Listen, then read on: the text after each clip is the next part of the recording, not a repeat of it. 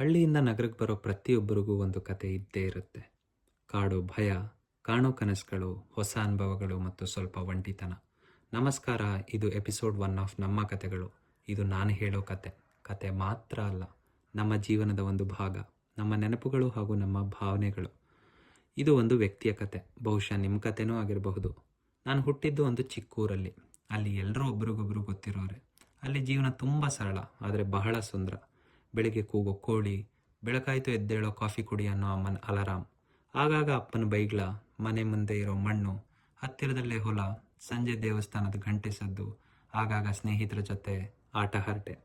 ಆದರೆ ಈ ಚಿಕ್ಕೂರಿನ ಹೊರಗೆ ಒಂದು ದೊಡ್ಡ ಜಗತ್ತು ಇದೆ ಅನ್ನೋದನ್ನ ನನ್ನ ಕನಸುಗಳು ಹೇಳ್ತಿತ್ತು. ಒಂದು ದಿನ ಕನಸುಗಳಿಗಾಗಿ ನಾನು ಊರನ್ನು ಬಿಟ್ಟು ಹೋಗಲೂಬೇಕಾಯ್ತು. ಹಾಗೆ ಬಂದೆ ಕೂಡ. ನನ್ನ ಕಣ್ಣು ಮುಂದೆ ಎಲ್ಲವೂ ದೊಡ್ಡದಾಗಿ ಕಾಣಿಸ್ತು. ಎತ್ತರದ ಕಟ್ಟಡಗಳು, ನಿಲ್ಲದ ಟ್ರಾಫಿಕ್, ಓಡಾಡೋ ಜನ, ಯಾರೂ ನಿಲ್ಲಲ್ಲ.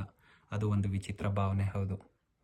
ಬಸ್ ಸ್ಟ್ಯಾಂಡಲ್ಲಿ ನಿಂತಾಗ ನನಗೆ ಯಾರೂ ಗೊತ್ತಿಲ್ಲ, ಯಾರಿಗೂ ನಾನೂ ಗೊತ್ತಿಲ್ಲ. ಊರಿನಲ್ಲಿ ಒಂದು ದಿನವೂ ಒಂಟಿಯಾಗಿರಲಿಲ್ಲ. ಆದರೆ ಇಲ್ಲಿ 1000 ಜನಗಳ ಮಧ್ಯೆನೂ ಕಾಡೋ ಒಂಟಿತನ. ಆ ದಿನ ನನಗೆ ಗೊತ್ತಾಯಿತು ಒಂಟಿತನ ಅನ್ನೋದು ಏನು ಅಂತ. ಹಾಗೆ ಬಾಂಧವ್ಯಗಳ ಮೇಲೆ ಬೆಲೆನೂ ಹೆಚ್ಚಾಯಿತು.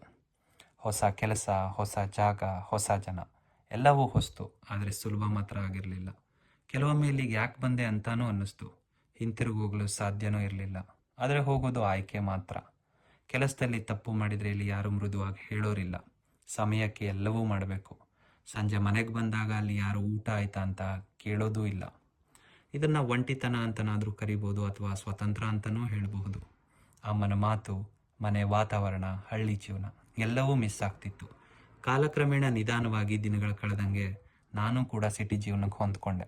ರಸ್ತೆಗಳು ಪರಿಚಯವಾದವು, ಕೆಲಸಗಳು ಸುಲಭವಾಗಿ ತೊಡಗ್ತು, ಹೊಸದಾಗಿ ಚಿಗುರಿರೋ ಸ್ನೇಹಗಳು. ಆದರೆ ಯಾರು ನಮ್ಮವರಲ್ಲ, ಆದರೂ ಒಂಟಿತನ ಕಮ್ಮಿ ಮಾಡಿದವರು. ಹೊಸ ಆತ್ಮವಿಶ್ವಾಸ. ಈ ನಡುವೆ ಜೀವನ ಹಾಗಾಗಲೇ ತುಂಬ ಬೆಲೆಗಳ ಅರಿವು ಮಾಡಿಕೊಡ್ತು. ಹಸಿವಿನ ಬೆಲೆ, ಅಪ್ಪ ಅಮ್ಮನ ಬೆಲೆ, ಹಾಗೂ ಸ್ನೇಹ ಸಂಬಂಧಗಳು ಮತ್ತು ಊರಿನ ಬೆಲೆ. ಇವತ್ತು ನಾನು ನಗರದಲ್ಲಿ ಜೀವನ ಕಟ್ಕೊಂಡಿರಬಹುದು, ಆದರೆ ಕೆಲವು ಸಮಯ ಆ ನಿಶ್ಶಬ್ದ ರಾತ್ರಿಲೂ ಕೂಡ ನನ್ನೂರು ನೆನಪಾಗುತ್ತೆ. ಆ ಮಣ್ಣು, ಆ ಜನ, ಆ ಸಂತೋಷಗಳು. ಇದು ನನ್ನ ಕತೆ. ಎಲ್ಲರಿಗೂ ಒಂದು ಕತೆ ಇದ್ದೇ ಇರುತ್ತೆ. ಇದು ಎಪಿಸೋಡ್ 1 ನಮ್ಮ ಕತೆಗಳು. ಮತ್ತೆ ಸಿಗೋಣ.